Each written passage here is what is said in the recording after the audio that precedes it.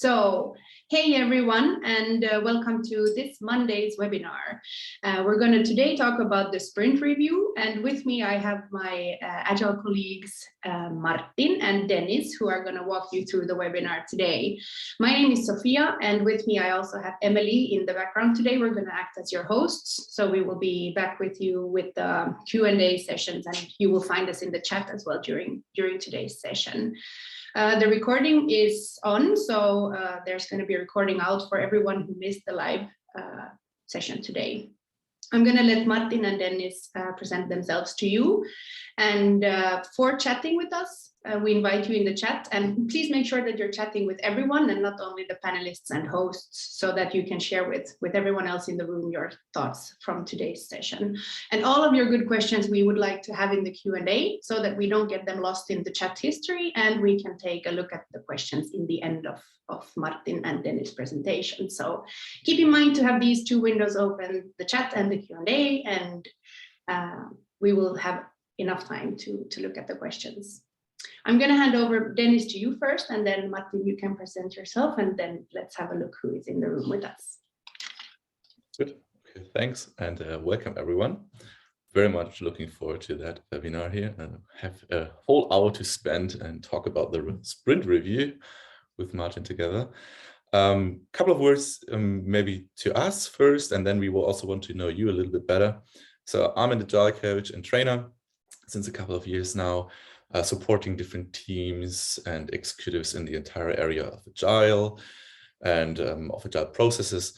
And within this, I've worked with different teams in different industries. And I believe that it's super important, and it can have a huge impact if we are focusing everywhere where we are, improving the experiences of our daily work and how we are doing things, and also rethinking that. And that was kind of inspiring me the last years. And my main focus is actually on design thinking. During the last 5 years, I was practicing that, of trying to find new products and ways to be innovative. And with that, I would pass over to Martin. Thanks, Dennis. So hello, everyone. My name is Martin from Weissenberg. Like Sophia, I live in Finland, Helsinki. I've been a coach, I think, for 15 years now, working with all kinds of companies, initially perhaps more with teams, and nowadays maybe more with kind of whole organizations and leaders, and basically taking a bigger view or perspective on things. But I'm super happy to be here again, look at these sprint review stuff. The sprint review is one of those places where people, it's the most important and the least, the one that gets least attention of all the Scrum events. And somehow people forget to close the loop. You're supposed to have a feedback loop, but then people forget to close it properly in the sprint review. So that's why we are here today, and that's what we are going to take a look at together with Dennis and all of you. So that's it for my part. You know a little bit more about Martin and me and Sophia. Before we start, as always, I think we try to have a little bit better understanding of who is with us in the room today, and therefore we prepared a little poll for you. And Fia just started it, and this is about what is actually your role. So what are you, or what is your role in the team or in your organization right now? Are you a product owner? Are you a Scrum Master? Are you an Agile coach, a team member or developer, leadership management, or let us know if you're anything other, just to have an understanding of who's in the room. And I can already see that a lot of Scrum Masters here. So might be also very interesting on how to facilitate and structure a review meeting. Yeah, so Scrum Masters and Agile coaches, you're making up 85% of the whole. Did I get that right? Yes. Yeah. Wow. There are also some Scrum troublemakers in the room, I see from the chat. Just one. Really funny. Oh. But I will probably end the poll here. So you know, guys, now that over 50% are Scrum Masters, then there's a tie between the product owners and Agile coaches, and also some team members, developers, leadership people in the room. Thanks, guys. There's plenty more Agile coaches, I think, than product owners, but yeah. Yes, thanks. Thanks for sharing. It's fun actually seeing how the bars are moving and the votes are trickling in. And there is still, did you close it already? Yeah, you did. Okay, because it's popping up here and there on my screen. Cool, that's super interesting. Now we got a little bit better feeling of who are we actually talking to and who is listening to us. Yeah. And we prepared a little bit, and I think it's nice to show you at least something visual in the beginning, so you also can follow us with your eyes and not only with your ears. And let us quickly introduce you to the agenda for today. So we're going to talk about the sprint review, and we're going to start by just digging very, very little into the basics. So what does the Scrum Guide says, and what does it mean? A couple of things to maybe take care of. And then we're gonna dive directly into some experiences we have made and problems, pitfalls we could observe, and gonna go and talk through a couple of cases which we prepared, and then summarize that later after that and try to figure out what could be or what are good practices. So how can you kind of create a good sprint review? And then I think after at least half of the time, we will have reserved time box for questions and answers. So you are free to post all your answers into the chats, and we are willing to answer everything we can at that time. I think, Fia, you will help us a lot by focusing and trying to figure out which questions we're gonna have time to go through. Cool. I think that's it from the agenda side. So let's quickly dive into the basics a little bit. We are talking about the sprint review today. It's a very important part of the development process, and it's also very important to make the product actually a success in the end. The sprint review gives the Scrum team a chance to collaborate with the stakeholders, an opportunity to invest the product actual development to the date, and to decide how to move forward. This is also where it says in the sprint guide, the purpose and the why of the sprint. The sprint is the second to last sprint event of Scrum, and the Scrum guide tells us exactly what the purpose is. And it says that the purpose of the sprint review is to inspect the outcome of the sprint and determine future adaptations. The sprint review is actually time boxed. It's also in the Scrum guide. It's saying that it is the second last event, and it should take place for around 4 hours for a 1 month sprint. That means also that if your sprint is a little bit shorter, like for example 2 weeks only, that you have to shorten your sprint review to something like 2 hours.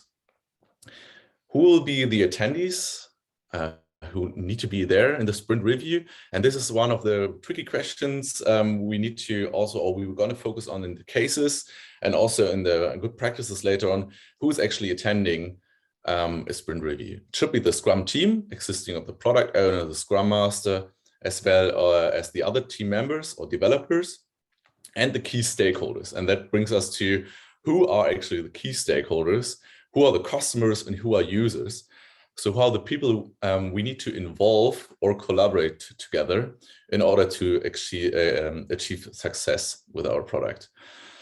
For example, the stakeholders with high interest and high power, which are very important for us or for the product owner to be partnered up, and also other stakeholders who want to, or who can affect the product or can be affected by the product and are keen to influence it. In the review, the Scrum team presents the result of their work to key stakeholders and discuss the progress towards the defined product goal. And with that, I would hand over to you, Martin, because we prepared another frame for that also.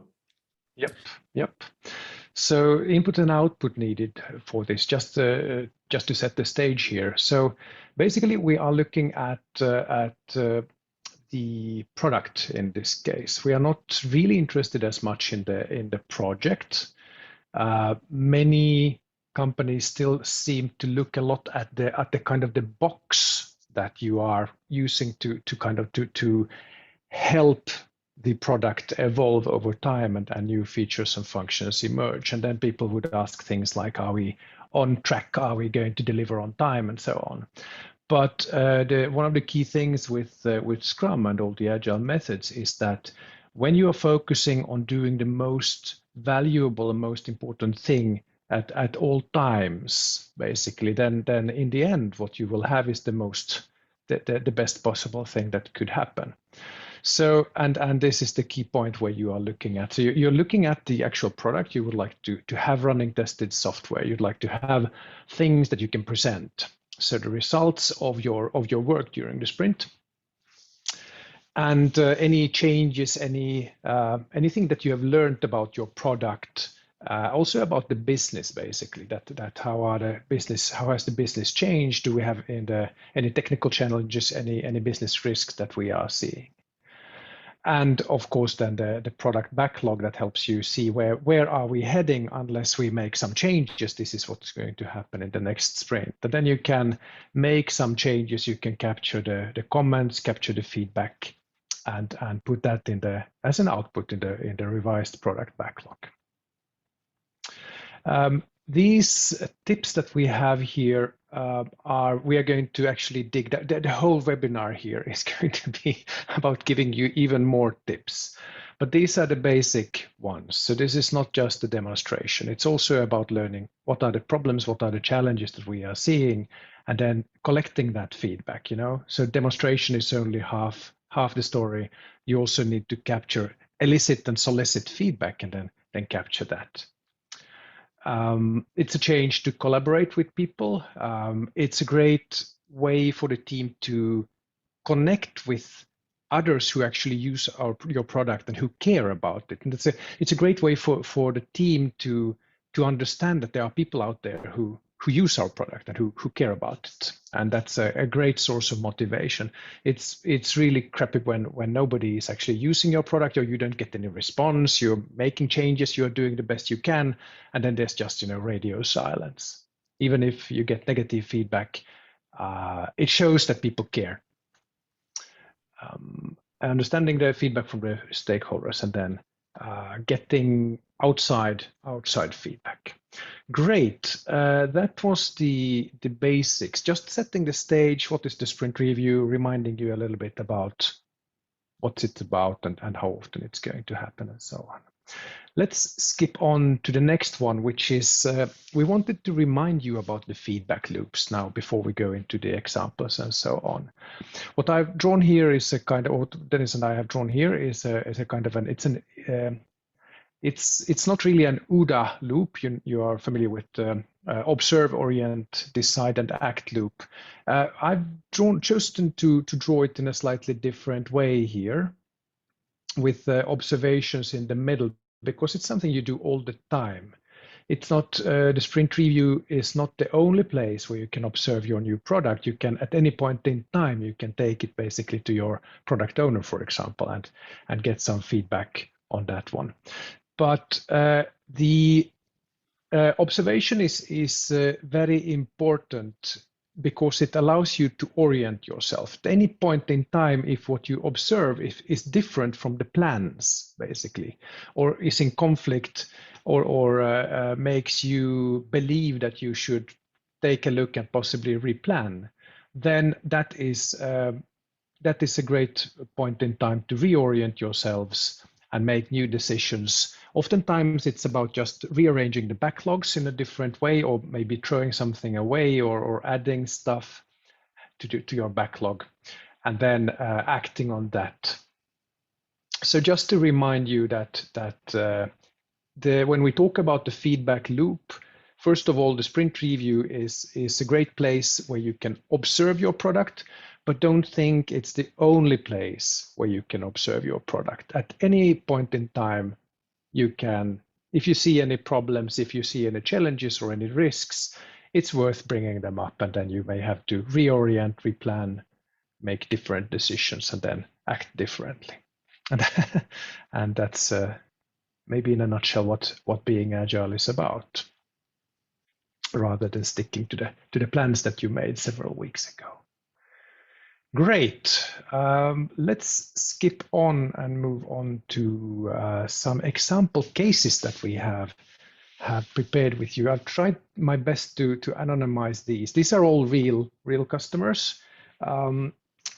So Dennis and I, we've seen a bunch of companies. Mostly, unfortunately, we see the ones that are not so good at being agile. Those are the ones who call us basically because they need help with it. And so we have a great number of interesting cases where people are doing it wrong or don't understand the real point with having a sprint review, or try to just get it over with. You have a 1 month sprint, and then you have 1 hour of demonstrations, and then you just move on to the planning or something, and then you do the retrospective at the end of the day when everyone is tired, for example. There's lots of these anti-patterns. But I'd like to throw the ball over to Dennis for a moment. Any of these cases that you would like to bring up? I've been talking for almost 10 minutes, it feels like, so I'm going to give you the chance, and then I can jump back in a moment. Great, sounds good. Even though we put an A to E, whoops, that was my Siri popping up, whatever. Even though we put letters there, I think we can start with one of the cases, doesn't matter which one. We can do them in an alphabetical order, right? Yes. So maybe then I would start with E, actually, so from the back. This is a case where I actually compare it a little bit like having a wedding. So we're having a review, and the team thinks about, okay, whom do we actually need to invite for the review? Whom's feedback do we need? Whom do we need to involve, and from whom do we need maybe a buy-in, and so on. And the list of stakeholders and the list of people who are participating in the review is growing and growing and growing. And suddenly you end up with, I don't know, like 100 to 200 stakeholders even in a review, and you don't know even why they are there. So a little bit like on a wedding, when you think about first, whom do you invite to the wedding? And then in the end, you're going to have 150 people there, and you don't know even, I don't know, 80% of them. So it can be like that in a review, and it can be a good thing, it can be a bad thing, because when you have like 100 people there, from which are, some of them are leaders, some of them are known by others, some are not. Some of them are completely technicians only. They understand the technology and everything behind, but they have no clue about the project. Then there are others who might be only interested to sit by, but are not actually expecting to give any feedback or any input. And you have that, I don't know, nowadays 100 people in Zoom together in a session, and you're starting with your review. There is a huge struggle of, okay, what are they actually expecting from me as someone who is participating at the review, at the same time as, okay, how can we actually capture what are we expecting to get, and how can we capture all the feedback and all that kind of information? So we call that a low signal to noise ratio. So there are lots of informations which might be thrown at you, which are completely unrelated. For example, there are a lot of questions which might pop up. There might be a lot of confusion within the audience. It might be very, very, very difficult to capture the feedback in a way that you can take that into progress afterwards and think about how can we move forward and what does it mean for our backlog and so on. So input overload is kind of the challenge there. And there might be a couple of things you could change there to have still 100 people maybe in your review. I mean, the simple solution would be to think first about only critical people you want to have in your review. But even if you have, I don't know, a list of 100 people now, you could think about, okay, how could we cluster, for example, the audience into different groups, which might have a different impact on the project, maybe an different interest. And then you can think about, okay, we have a couple of different groups which make more sense, and then we have a couple of people on our team which are maybe with the one or the others really good in presenting things on a non-technical level. So this one could be then take the one group, then the other one is very technical, but does it very perfectly. But this one would be not the one who is, I don't know, talking to people who are a little bit more far from the technical side and don't really are not engineers or are not developers, but rather, I don't know, people from marketing, from sales, or customers or users. So that could be very important to think about who's interacting with what kind of stakeholders, who's interacting with what kind of audience, and group this, and also think about, okay, what kind of scenario is important to have in those groups, for example. So what is the context we need to build and we need to give to that certain audience, so we can somehow welcome them and introduce them to our review, that everyone is on the same page at the beginning. And this is also then helping you to enable them to give feedback, to give you input. So how can you make that possible? How can you build a good story, for example, to do that, to welcome them and to invite them to give you some input on your product? All right. Should I take then example D? So this was a very interesting case in an existing long-lived organization where they needed to redo the user interface, a very, very old one they had, and they had the opportunity. They hired high-profile UI designers to build something super new. And in the end, what happened, because of the setup, because of the high pressure, and because of the strong-minded lead UI designers they basically dug up all the best practices of UI design and started to try them out. How would it work in our setting? So then the UX team, or the two development team that worked using Scrum on setting the UI or building the basics for that, they spent 9 months on basically just redrawing and updating and fixing and moving things around. And the backlog items could be move the toolbar from the top to the left side of the screen. And then all the teams that were building more information on top of this basic UI would need to scramble to keep up, because then they would need to squeeze in. If they had, let's say, 12 icons in the toolbar, now they had only space for 8. And so they needed to make changes too. And everyone was kind of either running to keep up with this, with the changing user interface, or they were idling and polishing and waiting basically for the UI to stabilize. And I think the company lost 9 months on this one, just moving things around, changing the colors, and so on. And having a lack of clarity on the goal, first of all, I think there are better ways of prototyping. You can do, for example, end user testing, which is something that you would do before you even start coding.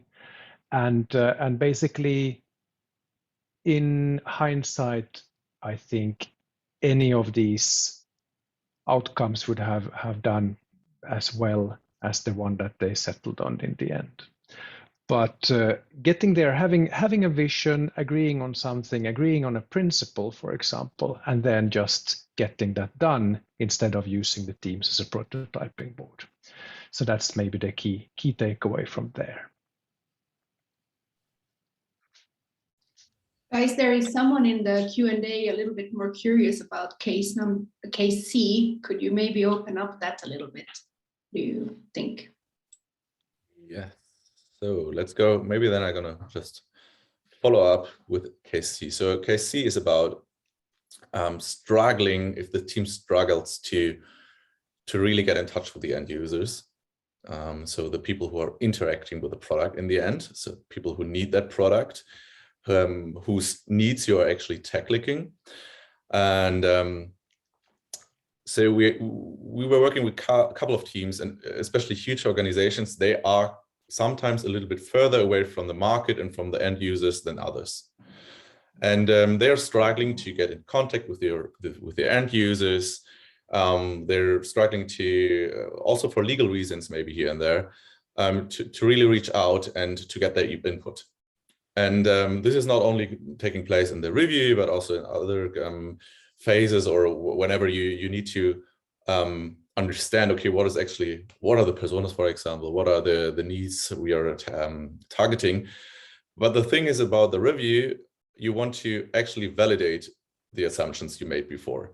And that's actually a good point to do that, to use the review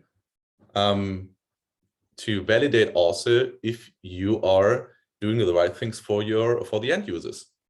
And if you are going into the review session and you might only have people from your own company in there and no one from out there, and all the people from your company are kind of technicians, people from sales, marketing, leaders, maybe a couple of other stakeholders, but there's no end user in the end, and even no customer maybe, it might be a problem for you to validate certain functions, to validate if this makes sense from a usability perspective, for example. Or, I mean, the thing which you're going to do in the end is you're going to try to validate your assumptions by new assumptions. And this is something you should try to not do, because then you're trying, you might have the feeling that you validated something, and you might be more focused on what you do because you think we are on the right track, but you didn't validate anything. You might have the feeling that you validated it, but it's based on new assumptions you have made. And this is quite a risk. And I would say, if you have a problem reaching out to your customers, to end users, to really understand how they interact with the product, and if it fulfills their needs, for example, or whatever, you can still try to think about, okay, if we can't reach them, who would be the next person which could give us validation, or which could give us a good feedback about our product. Maybe even who the person would be possible to step into the shoes of a customer or of an end user in a better way than others. And that could help you to have something like a proxy for, if even it's a bad name, but it's something like a proxy for a missing user. Do you have to add something to that, Martin? We talked about that before a couple of times. Huh? Not really, no, but I think it's an organizational problem. It's a cultural problem sometimes, that developers are, so if people look at the coding teams as kind of a cost sink somehow, and they are so important, they cost so much that we can't have our developers talking to the customers because they don't have the time, and then we have specific people like the PO and sales and marketing and so on, and you may end up having a lot of insulation in between. So you can have 3 or 4 layers, and it's not even okay. I mean, even if the developers want to meet customers, right? They are not allowed to, because it would be a waste of their time, so to speak. So there's that. Great. I'm going to break now the EDC line, and I'm going to jump into example A, which is a specific company. This was actually a company making hardware products, and they had, as it turned out, it wasn't clear from the beginning. I went in to coach these guys, but they had a multi-year roadmap, and it was really kind of nailed down and agreed with the initial customers of this and of this product, what should be in there.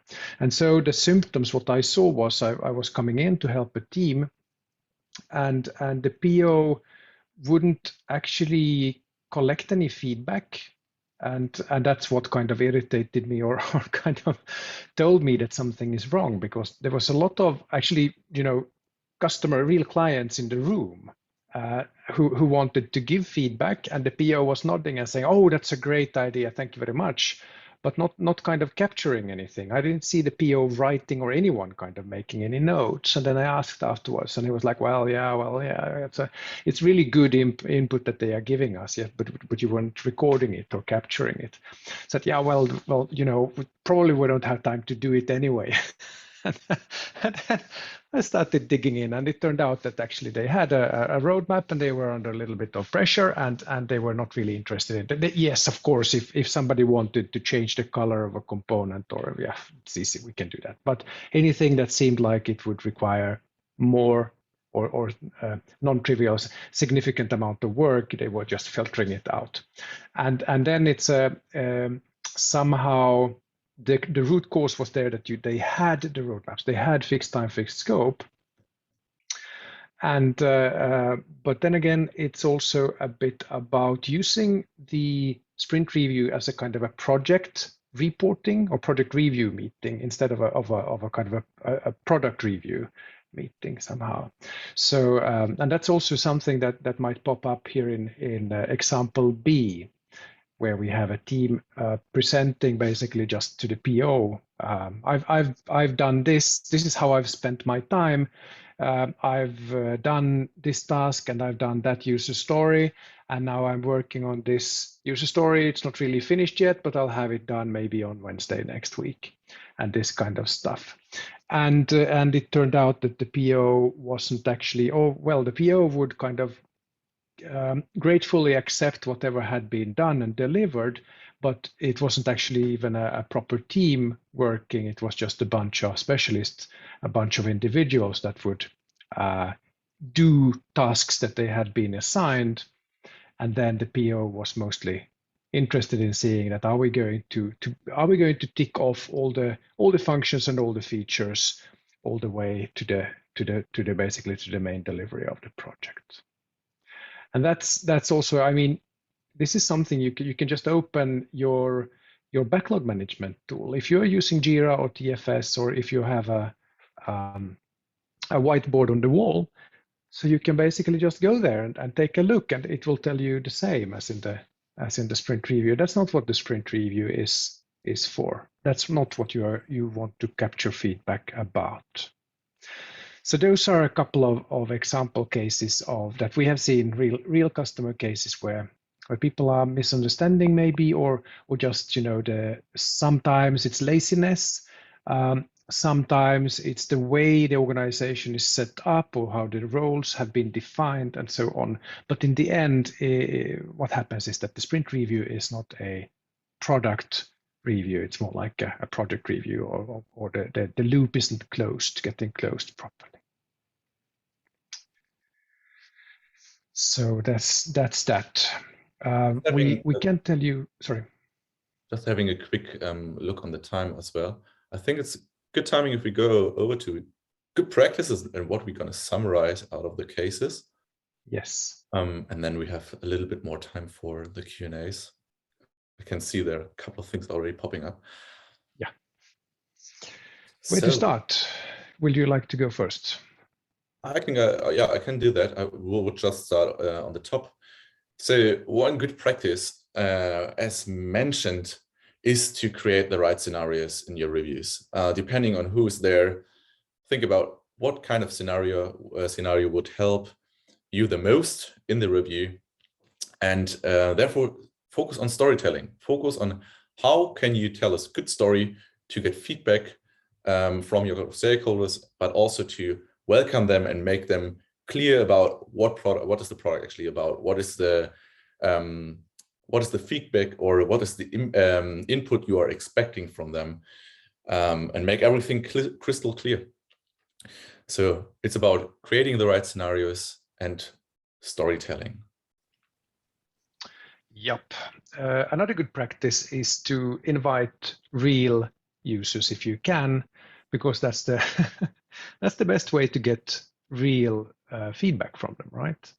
So sometimes if you have lots of users and lots of small changes, it might make sense to basically not to somehow coordinate this a little bit better. For example, what Dennis talked about previously, if you have 100 or more than 100 stakeholders, it may not make sense to invite everyone every single time. You can give them the opportunity to join, but you can also then say that, every second time or every third time, please join us. We have bigger things to show you now next Friday. So we're going to provide you with coffee and cake if you are joining us.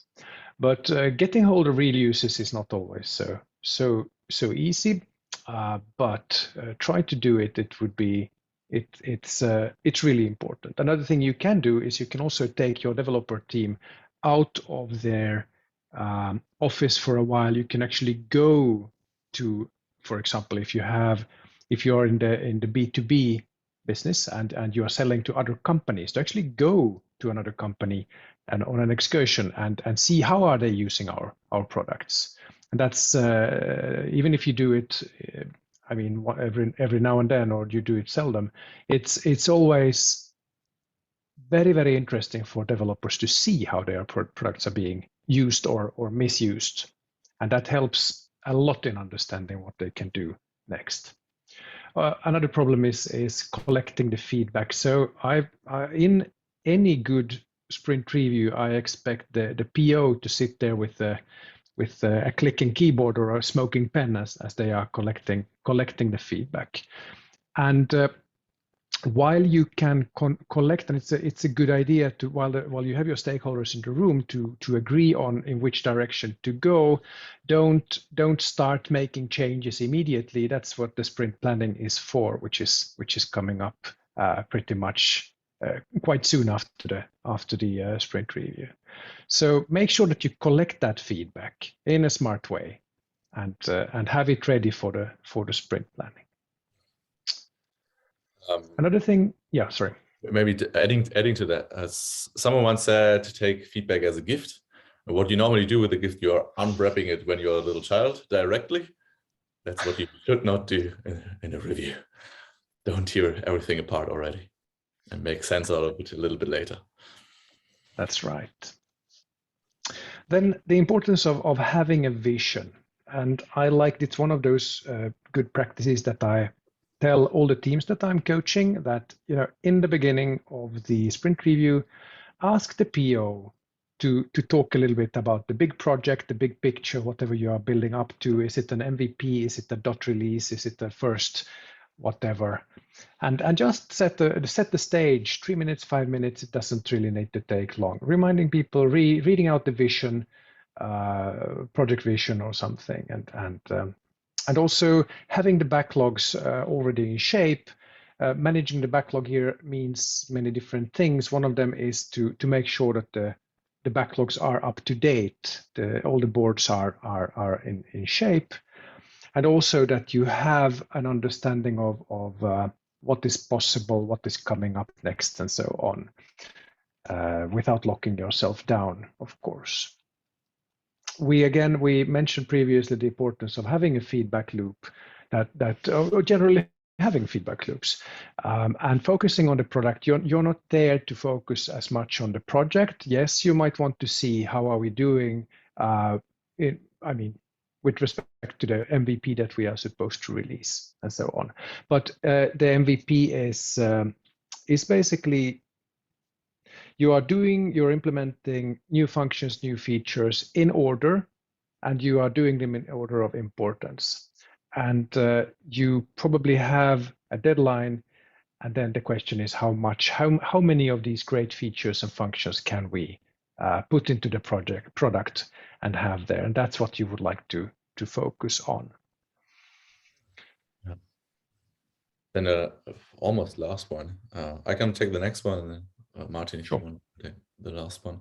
So let the team take charge. Means that somehow the team has the power to take also ownership within the review. Think about what could be my role in the review. For example, going back to 100 people, if you have different groups, who could be in which group representing which little piece, for example, or what kind of scenario or what kind of task can I show the best as a developer? Where can I have the biggest impact, but also where's value for me as a developer? For example, I can understand my user a little bit better. I can also get feedback which kind of motivates me or even inspires me to do things differently, or that we are on the right way right now. So let the team take charge of the review and of the scenarios of the task. Let them show the product. Let them show the functionalities, because they are the ones who actually did it, right? They are the ones who built this kind of things, and the ones whose little babies you are actually reviewing. Exactly.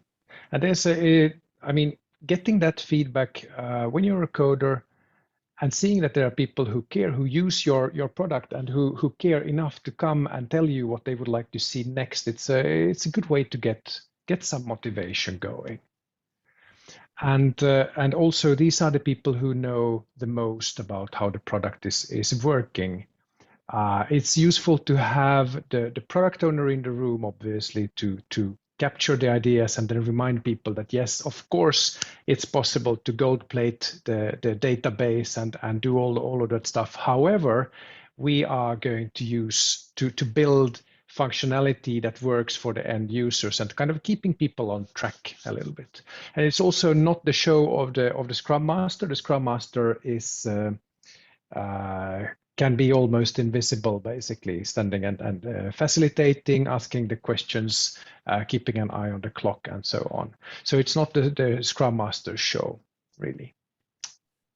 So there's that. And finally, the last one, don't throw your PO under the bus. So when the team is taking charge and doing the demonstrations, make sure that the PO knows what you are going to show.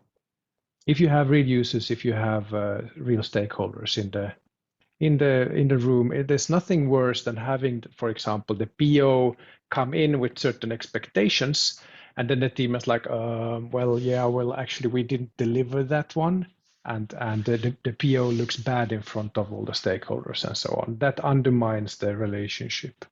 So keep that in mind. Keep your PO informed. There's a saying, when do you want to know you have a problem? And well, you can figure out the answer. So if you have a problem, let the PO know as soon as possible, immediately. And then in the sprint review, the PO can then may be able to before the sprint review even, to talk to the corresponding stakeholders and set the expectations properly.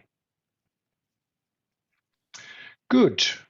So those were basically the good practices that we collected.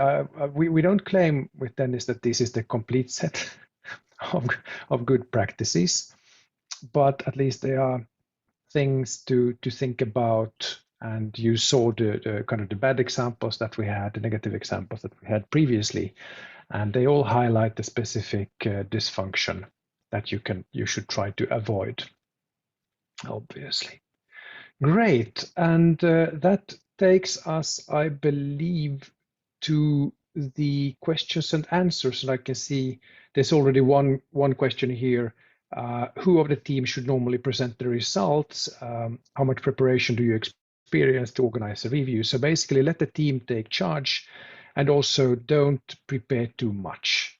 If you spend more than half an hour on the preparation, you're probably doing something wrong, right? If you have That's a good point, right? I think that maybe we missed that a little bit to also elaborate a little bit on that in the cases. I think that's what very often happens also, that you spend a huge amount of time on the whole preparation of the review. So whom gonna we invite? How do we present that? And then there are also people who are not used to do that. So if it's always the same person doing that, everyone else will be kind of taking longer to be prepared for the next time, for example. So have this flexibility within the team, that everyone knows who does what, and also that people take care of different things at a certain review, helps you to be a little bit quicker with that from time to time. I think like the first review for sure, most of the time lasts a little bit longer, especially the preparation. But then when you get used to it and your team does it or has done it maybe 2 or 3 times, you already have a structure and you are a little bit more in the flow. Right.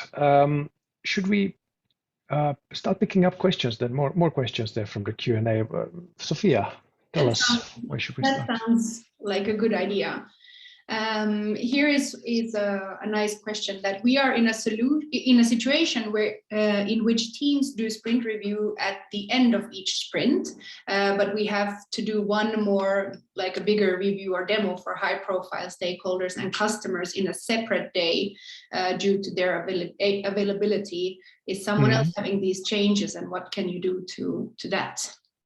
This challenge as well, yeah. I don't. Is this a problem?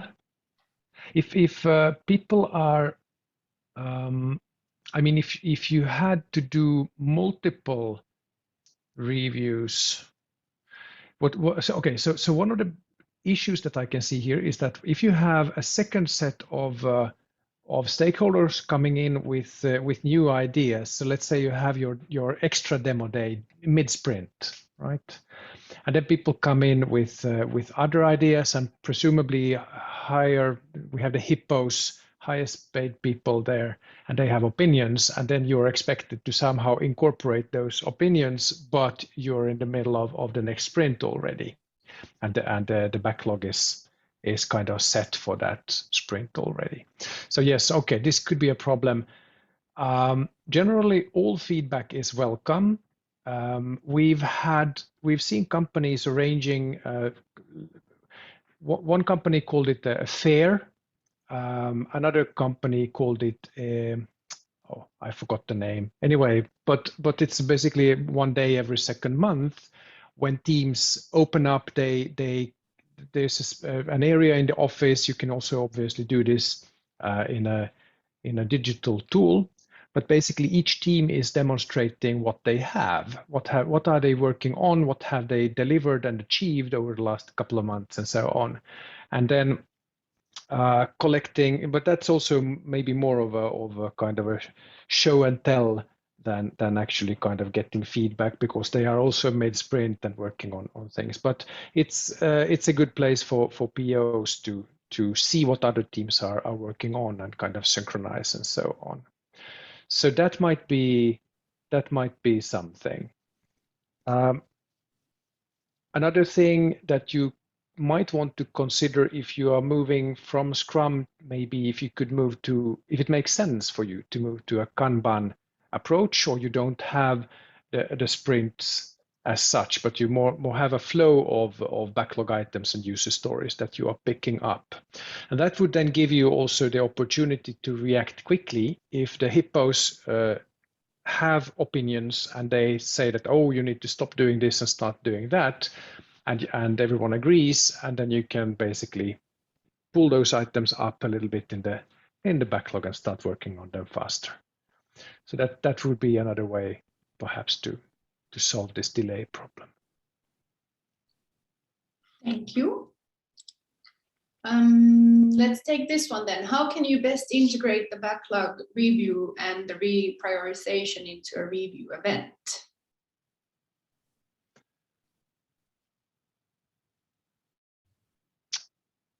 There we have it.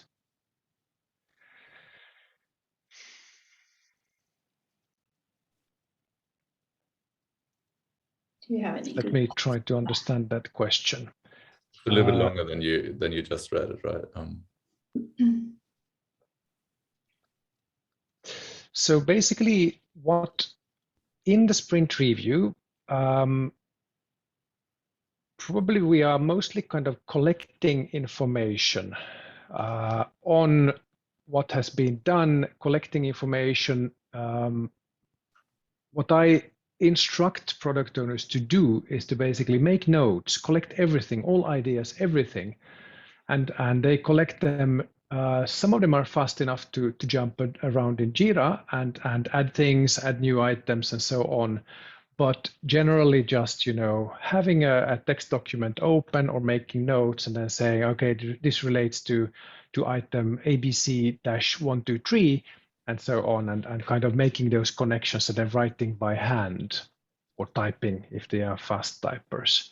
So I wouldn't actually start touching this in the review meeting as such. What I could ask towards the end of the review meeting is that, are there any challenges? What have you learned about the product? And also about the business challenges? Any changes that would invalidate or make changes to the, that would force us to make changes to the backlog? And then, and as a result of that discussion, people might come up with saying that, okay, item number 4 here is no longer really relevant. So let's push it down a little bit while we are thinking about how to approach it. Or one assumption was invalidated. We thought that the API was looking like this. Unfortunately, it's looking like that, and that means that we need to insert another thing here in between technical dependencies, for example, or we need to take a different approach and drill a hole from the UI all the way down to the database because there's no conduit right now. So we need to make the first item a bit smaller and then get one piece of information out of the database. Then we can extend that later. And adding to that, so if you're struggling with incorporating this in the review, it might be also due to the fact that you're actually trying to collect everything by inspecting. You're trying to diverge a lot, get all the information, and by multitasking, you're already kind of assuming things maybe here and there, but not within the whole team. That might be a huge risk. And also the multitasking at all, that you might miss a certain information. You might miss a certain aspect.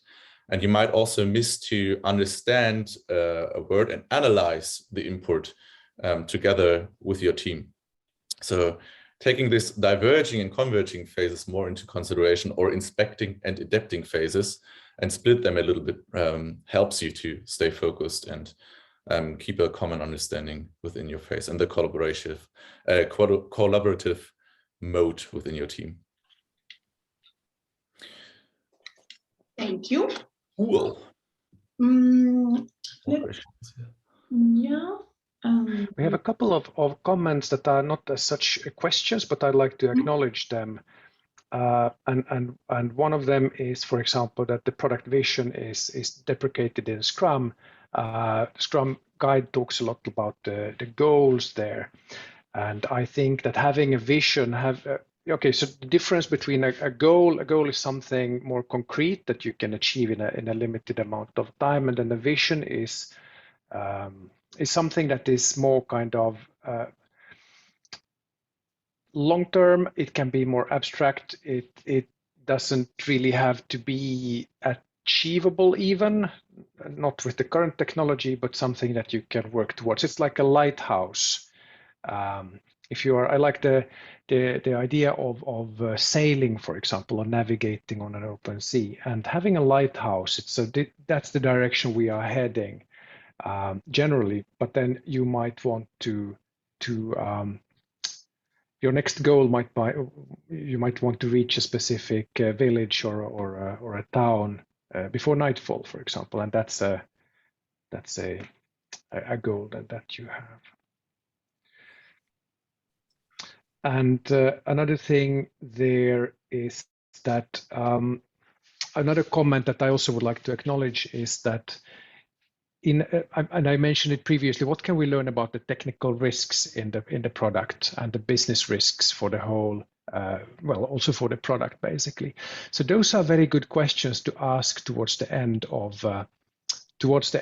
this of the sprint review. And the thing is that this includes, and there was a statement here, I think you should also speak to the issues of reviewing technical debt, architecture documentation, architecture rot, and other product-specific issues. And I totally agree that this is a great place, a great point in time to bring these up and say that, we have noticed that, or I think that this might be a problem if we don't act on it. And that's also great for the PO to pick up, basically, and say, okay, fine, better at it. Let's do a little bit to fix the technical debt then, and so on. So there's that. Yep. What about then for business to business situations? What's the best backlog or Scrum boards that can create transparency for internal and external stakeholders, other than maybe DevOps? Should I take that? Yeah, take over. Then. So basically, it depends on what they need to see. Some clients, if you're making software for other companies to use, some people there might be very interested in seeing kind of how you are progressing, almost even on a task level, or at least on a user story level. And then there might be others who couldn't really care less, who might be more interested in seeing the features, or who might even be kind of, content with getting informed that now there's a new release out, a new updated version, and it has these and these and these things. It's now easier to do this. It's now kind of more convenient. We have added this and this and this information. And getting this every couple of months, or maybe a summary that we have been working on these things and delivered them during the last couple of months. And here's a summary of all the changes since New Year or whatever. So there's that. And of course, if you have customers who are interested only in getting information every 2-3 months about new features, then probably a backlog is not the right tool for it. And then on the other hand, if you have a partner company that you're working with, or you, for a while, for example, you are implementing something for them, and really want to have a tight connection to them, then you might even want to invite them to your sprint board for a while. And if you're operating this as a service, then DevOps, having a DevOps board might be the way to go, of course. But I'm sorry, there's no single best answer to this. It's an it depends kind of question answer here. It's our favorite answer to your questions is it depends, and then you can think about what are the needs. Like lawyers like to answer as well. It depends. Right. Yes. Is there, since we have only a few minutes left, guys, is there one specific question you would still like to answer out of the questions that we have, or do you feel something would be good to add? Reading through. Seems like there are a couple of more statements than questions in the questions. Yes, I also felt that in today's session, which is the one at the bottom, the current PO, so on the 2 POs, since the previous PO was stretched and so on, is this division of roles between 2 POs wise? No, it isn't. If you have 2 or more POs, then please consider merging the roles into one person. Otherwise, it's going to be a kind of a mess. I've seen it work sometimes. I've seen, for example, two ladies working tightly together almost 24/7, basically, on the backlog. But they were talking so frequently and so often and updating the backlog so often that it wasn't a problem. They were in agreement on what needed to be done. And if one of them went in and made changes, reprioritized the backlog, then the other one would back them up, basically, because they had a shared vision. And I think we have seen it more often that it failed, not always using Scrum with product owners, but also where too many people were there to make decisions. Yes. That in the end, you don't have a decision, or you don't have transparency how that decision was made, or whatever. And also the maintaining and the synchronization takes so much more time, which will make you lose time for building and delivering things, actually. Yeah. Thank you. And I think we unfortunately again have to cut the webinar here because time is running out. So I would like to really thank Martin and Dennis for being here today with me and presenting the sprint review. Thanks for all the comments and statements and the feedback that you guys gave us also in the chat and the QA today. That was really, really nice. The recording will be out soon, so you can share it around with people who missed our sessions. And if you want to, you can also sign up for the free community that we have, where you can discuss more about also these kind of topics that we've gone through today, or other Scrum topics, or anything else related to Agile that you would like to discuss. A good e-learning also is how to facilitate Scrum, where you can also touch base on the sprint review. So that's also something we recommend for you guys. And if you need any help or any support, you know, LinkedIn is a good way where you can get in touch with us. You can send us emails. The emails are found in the chat. So we are here to help you. So if you have anything still also from this session that you want to walk through with one of the coaches, just get in touch and we will sync you up with the right guys. If you don't have anything to add, Martin and Dennis, I would also like to very much invite you to the last sprint event webinar next month. So the details are coming this week still, so stay tuned for that through social media and our websites. But other than that, thank you, Emily, thank you, Dennis, and thank you, Martin, and see you next time. You guys. Thanks, everyone.